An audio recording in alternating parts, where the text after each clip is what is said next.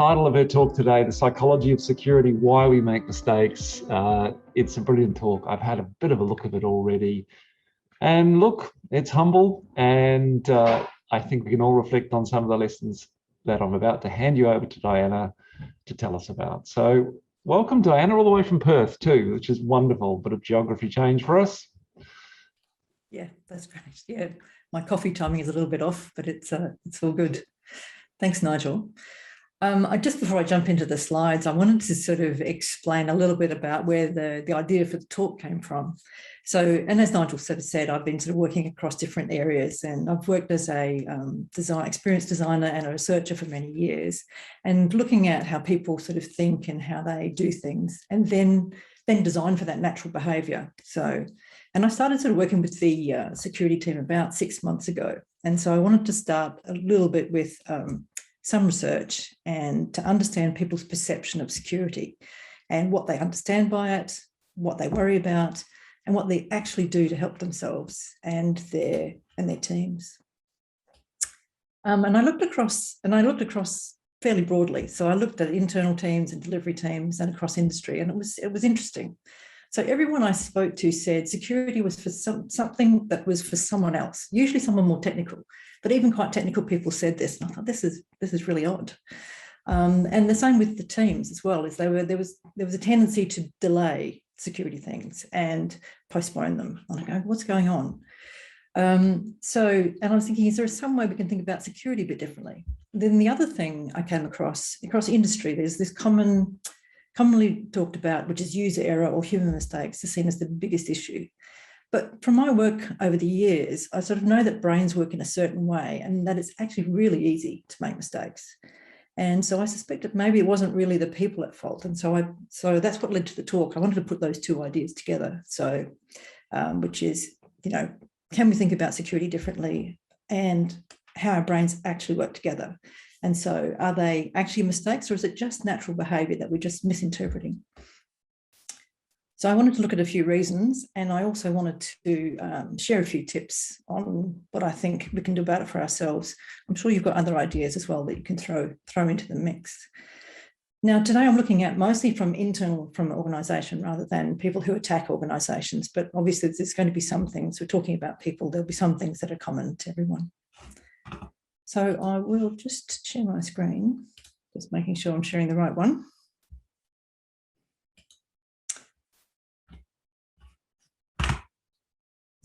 It's not a problem making mistakes today because it's the whole topic.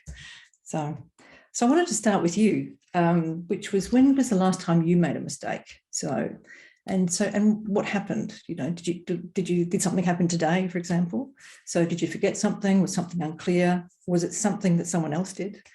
And why did you think it was a mistake? And what made it a mistake instead of just something that happened? So, and I wanted to share one of my stories. That's one of my mistakes. I've got the song sort of bounding in my head now from Split Ends. It's a bit of an embarrassing story, but I did want to share anyway. So now I wanted to write a book. And so, of course, the first thing I wanted to do was design the cover, naturally. Okay, maybe that's not where you would start. But after a quick online search, I found a website that let me design the cover. And I wanted to do an O'Reilly book. That's what I had in mind. So I went to the website and designed the cover, and I was pretty happy with how it looked. And then I downloaded the PDF of that cover, but of course it also downloaded some malware to my laptop. Now that malware only did one thing. It made a really loud sound, like an alarm on my laptop. And it was a horrible tinny sound, and it was really loud.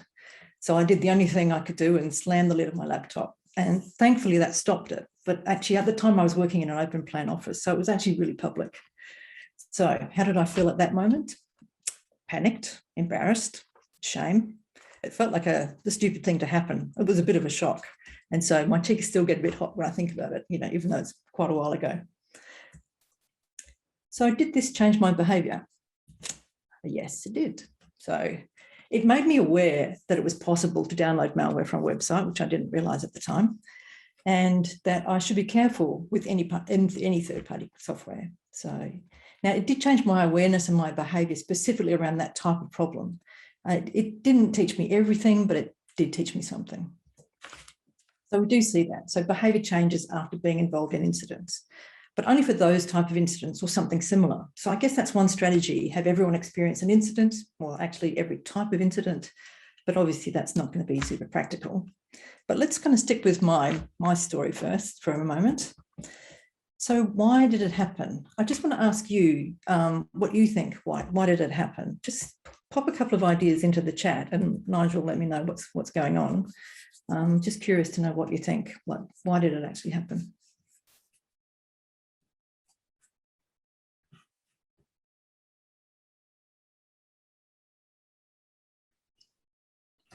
First answer, Diana, is that you didn't know about malware. You hadn't crossed your radar before. Yeah, that's nice. That's a generous one. That's good. There's a few giant corporate accounts with ransomware going on at the moment. Can't claim that excuse, perhaps?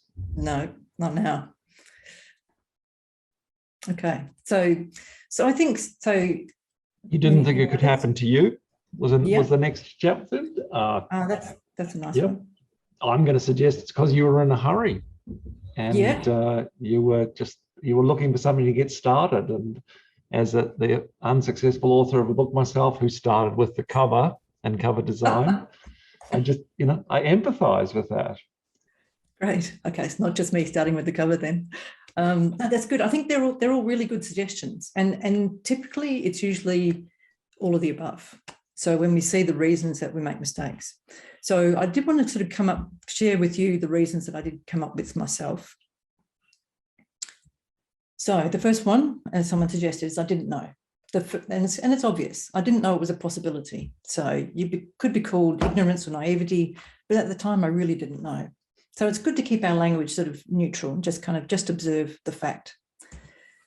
So the second reason is I was focused on that main task, not on the consequences. I was really focused on what I was doing, creating that perfect cover, but not really thinking critically about the tool I was using. And this tool was useful, was easy to use. So the usability in this case actually hid the risk. And the reality is that our brains just don't see everything. We have very selective attention. And that's actually why magic tricks work, is we're actually quite easily tricked because we're following patterns and we are eliminating a lot of detail, even though it doesn't feel like it. We can only see a small part at a time and then fill in the rest. We sort of construct our own reality. So when you're looking around the room you're in, you're only seeing detail of a small part of it, probably about the size of your hand, and the rest is filled in by our brains. And we're always approximating those surroundings, looking for patterns, taking shortcuts.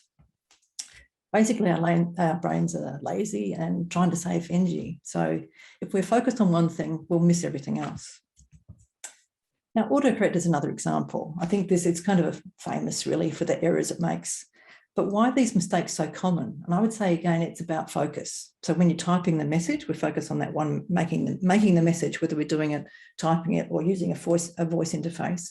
We're focusing on what we're trying to say, not necessarily on the suggestions. So, and even though that might be quite close together, it's actually, we're focusing on the message and we can't see it. Our focus is super narrow. Another common one is to overshare information. So that might be by email, that's really common. Sharing on a collaborative document and sharing with the wrong group or the wrong people, and even using development tools. So it's actually quite easy to overshare information. So again, focus on one aspect, but missing all the other things going on because our brain just focuses in on that task. The third one actually is pressure. So in my case, it was sort of positive pressure, a sort of heightened emotional state. I was excited at the prospect of being an author. I could see it with the cover, but still it created pressure and it changed the way my brain worked.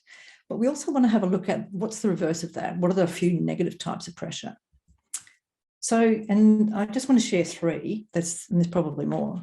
So the time is the first one. So working to a deadline is not a bad thing, but it needs to be the right amount of time pressure. So time boxing activities or working to iterations are good examples. Deadlines for talks, for example, all are very helpful. However, when you work into unrealistic deadlines, it creates a lot of pressure that doesn't support how our brains work. Overworking, we become fatigued. It impairs our ability to think and problem solve. And the more pressure the brain is under, the more shortcuts it takes.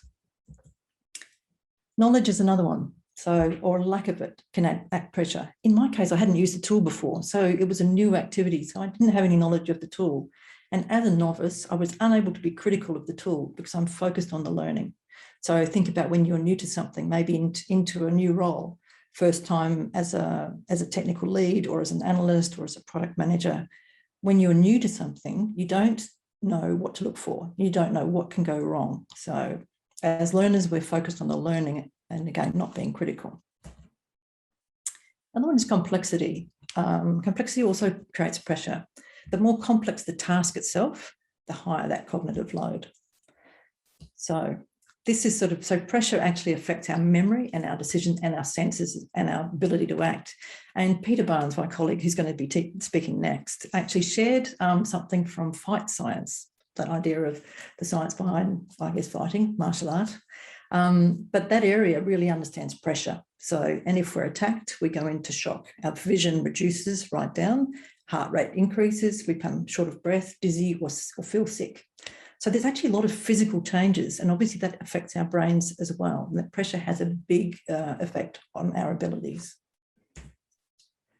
So the next one is about the context complexity. So we talked before about the tasks. Now we're talking about the context.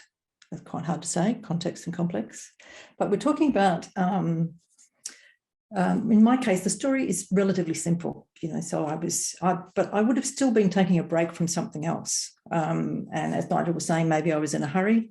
So there would have been some other activities that were going on. So my brain might have been switching from one activity to another, unconsciously or consciously. And if you think about what you're working on, the context is likely to be complex. So another example where we forget about the complexity, both task and context, is driving a car. We become familiar with the task, but it's actually in a very dynamic context. So, and this sort of thing can happen. It's really easy to make a mistake. Accidents and mistakes happen all the time, some small, some not so small.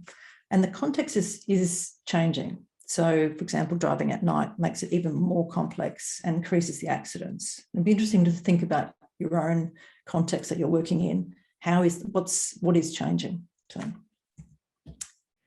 we can also further see this complexity when we try and design a car to drive itself. It sort of exposes how difficult that is. And we still see this cars driving into, in this case, stationary vehicles, unfortunately a police car. But it starts to see how complex some of those things that we just do naturally then as we're working in these dynamic environments.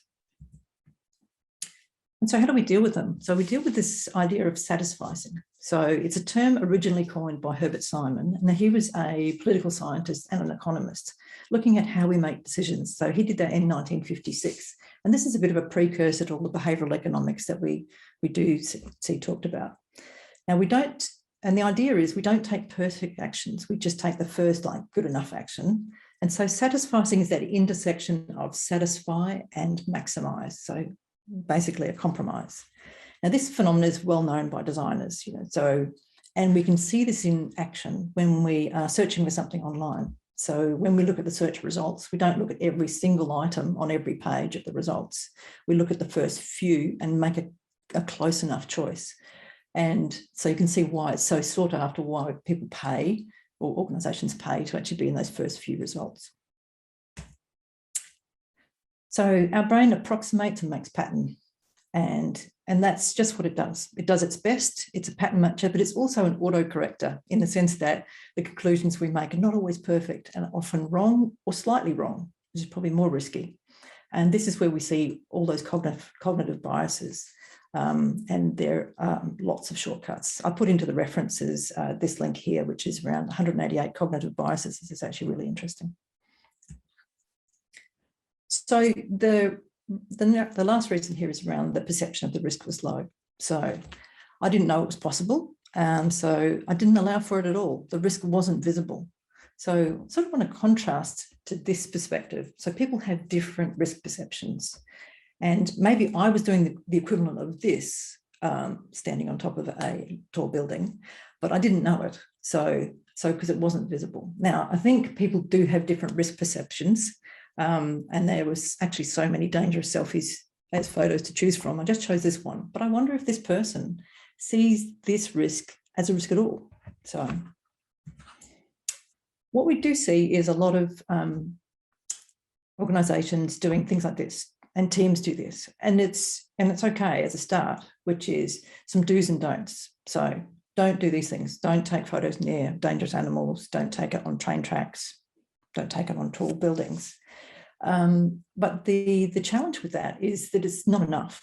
So it won't be enough to shift our behavior. It's static. And again, then your brain will just kind of move it into the background, and it will just become, as I say, ignored.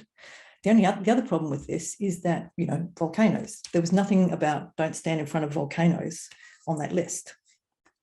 The list doesn't allow for all the different possible contexts and the range of behaviours that go along with those.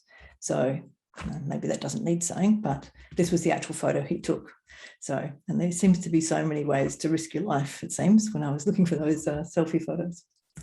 So I've done a summary here. This again is to reduce your cognitive load, but so you don't have to remember all of those things I've just shared.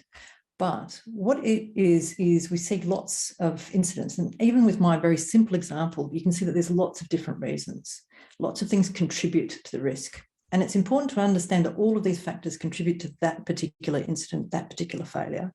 And it's not the individual here at fault. Of course, I'm letting myself off here, but it really isn't. A lot of things do contribute to what is seen as an error or a mistake, and which leads to an incident.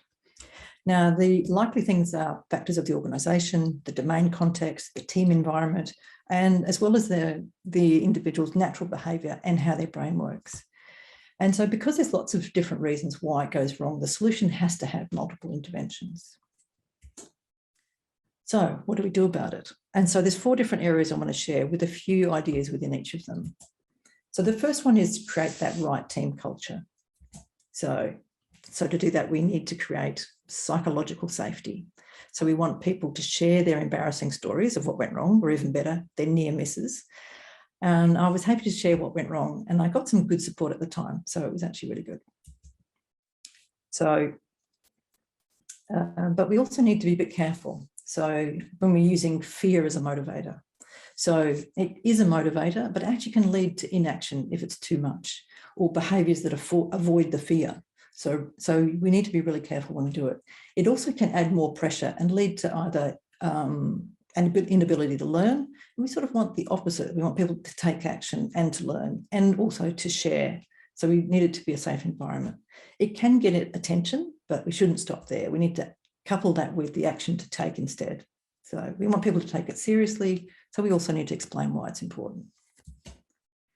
Along the same lines is don't use punishment as a deterrent. This seems like the obvious thing to try. You go, well, if people are punished, it'll stop the behaviour. But actually it doesn't. It doesn't. What people do is avoid that behaviour, avoid the punishment. So it leads to the wrong type of behaviour change. And there's lots of good research showing that it leads to low reporting of things that go wrong and actually increases the risk. So listen to the small stuff. You need to get into this habit so that it becomes a natural part within a team, so where we're sharing things. It'll be, and so when there's something big, there's already a behaviour there about sharing those things. So I like this idea, which is sharing the small stuff will then lead to sharing the big stuff. Another area is do it together.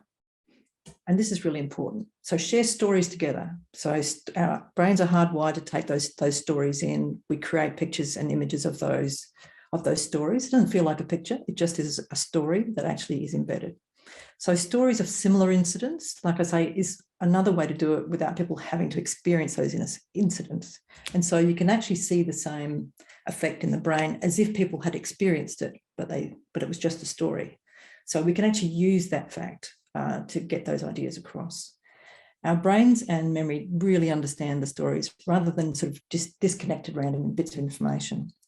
And so when I did some research, one of the participants said that they would like to hear stories of what would go wrong, and they said it would help me model my behaviour. And I thought, oh, that's amazing that they actually that person could see that they're themselves in that story. So This is something about stories as well, as they need to be really relevant and also relatable so that people can actually learn the lesson from it. So we want to share behaviours about good things and also things to avoid. We want to have a diverse team. This is really key. We need to look at, because those risks could be anywhere. So we need to look at things from all perspectives, so all roles, as much diversity as possible, diversity of thinking, and then work together to sort of address the risks. And then we want to make it a natural part of people's role. Again, related to diversity is everyone will have something to bring to it. So in the workshop yesterday around threat modeling, this is a great activity to do for the whole team. Each role will have that different lens to bring. But even in everyone's, excuse me, even in everyone's day-to-day role, they'll have their own techniques. So this design techniques, analysis, along with the technical techniques and of course, testing. So we need to co-design the solutions to try. So don't impose the rules, but co-design any changes with that target audience if possible. If you want to improve a team's sort of security understanding or the type of, or the confidence with what they're doing, just co-design it with them and get them to make the changes. They then take ownership of the changes. So it's not the security expert who's then imposing it.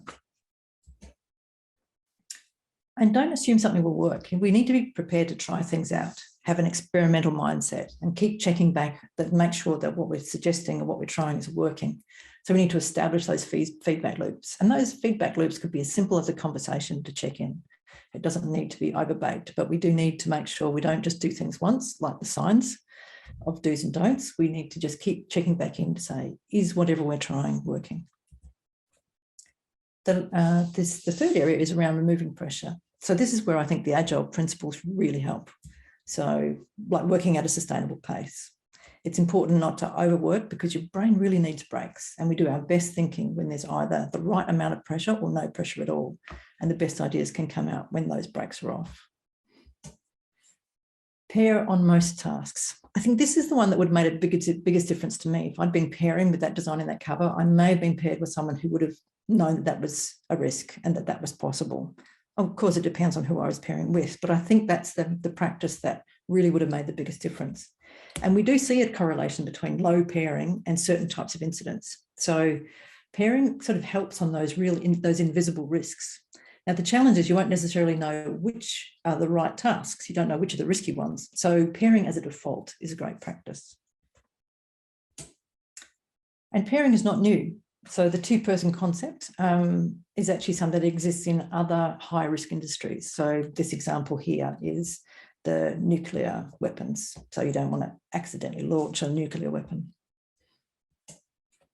So take a moment. As I was saying, actually make sure we do have breaks. We've had breaks over today, which is nice, but it's quite intense, you know, taking information in. So the same with any working day, make sure that breaks are built in. So pausing allows our brain to return to a state where we can think more clearly. And so you need to be really conscious about when your brain is in the right state to be being creative or thinking about problems. But when you're actually in that fight or flight state, then it's not a great time to be thinking about what could go wrong. Now, even better, you think about like what can go wrong. Plan when things are calm, maybe after some meditation. So as we saw today from Rixt, and think about what can go wrong when they're going well.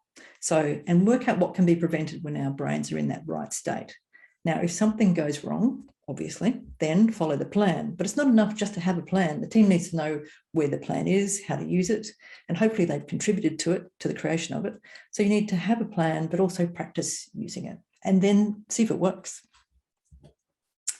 And then design for the danger. So if things are going wrong or we need to, and as actually what we've seen is there's lots of ways it can go wrong. So we need to design for that danger. So, and again, working together to make the risks visible using that whole team and every different perspective that we can for both the risks and the solutions. The other one is also make the most dangerous action the most difficult. So we see this very commonly with things like this. So doors, to help to prevent children getting outdoors, for example, is you have a child lock on the door, and also we have a difficulty getting the the cap off the medicine bottle. So we've identified those as risks, and so we make it very difficult to do. And of course, you have a trade-off there, because actually it makes it difficult for groups other than children as well. But you start with identifying where the danger is and trying something.